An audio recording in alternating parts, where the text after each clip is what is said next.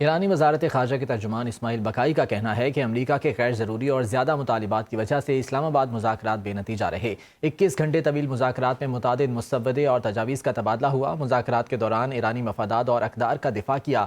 پاکستان کی میزبانی اور ثالثی کردار کو ایران کی جانب سے سراہتے ہیں۔ ترجمان ایرانی وزارت خارجہ اسماعیل بقائی کا کہنا ہے کہ آبنائے ہرمز، جوہری معاملہ، پابندیاں اور جنگ کے خاتمے پر تفصیلی بات چیت کی گئی۔ مذاکرات میں ایران پر عائد پابندیوں کے خاتمے اور جنگ کے مکمل خاتمے پر زور دیا گیا۔ ایران اپنے قومی مفادات کے تحفظ کے لیے سفارتکاری سمیت تمام ذرائع استعمال کرے گا۔ آسٹریلیا کا امریکہ ایران اب مذاکرات بے نتیجہ ختم ہونے پر افسوس کا اظہار۔ آسٹریلوی وزیر خارجہ نے امریکہ اور ایران کو جنگ بندی جاری رکھنے کا مشورہ دیا ہے۔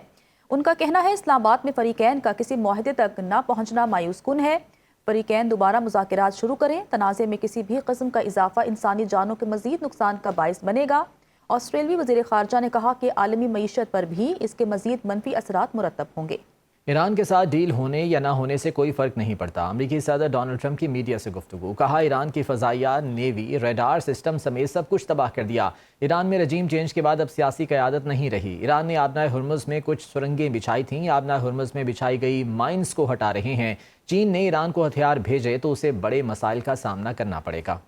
خود پرستی میں مبتلا نہیں ہونا چاہیے۔ طاقت کے مظاہرے بہت ہو چکے۔ کیتھولک مسیحوں کے روحانی پیشوا پوپ لیو کا ویٹیکن سٹی میں دعائیہ اجتماع سے خطاب۔ کہا جنگ بہت ہو چکی، حقیقی طاقت زندگی کے لیے خدمت کرنے سے ظاہر ہوتی ہے۔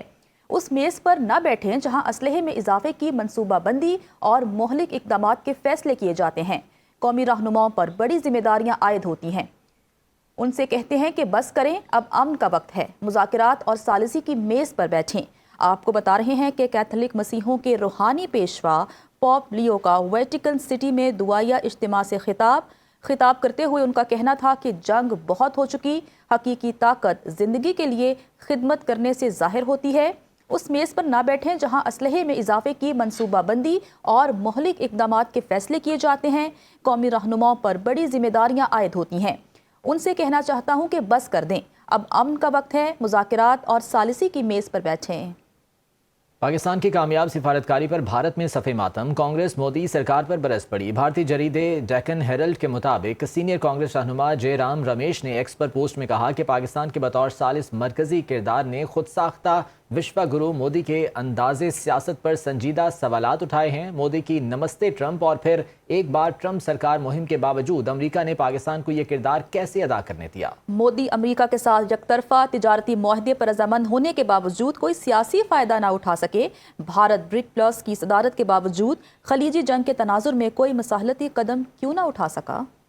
اسرائیل کی جانب سے لبنان پر حملوں کا سلسلہ بدستور جاری ہے، جہاں جنوبی لبنان کے متعدد علاقوں کو اسرائیلی فضائیہ نے نشانہ بنایا۔ علاقے تفاتہ پر ہونے والے حملوں میں 13 افراد شہید ہو گئے۔ لبنانی وزارت صحت کے مطابق گزشتہ 24 گھنٹوں کے دوران اسرائیلی حملوں میں 97 افراد شہید جبکہ 133 زخمی ہوئے۔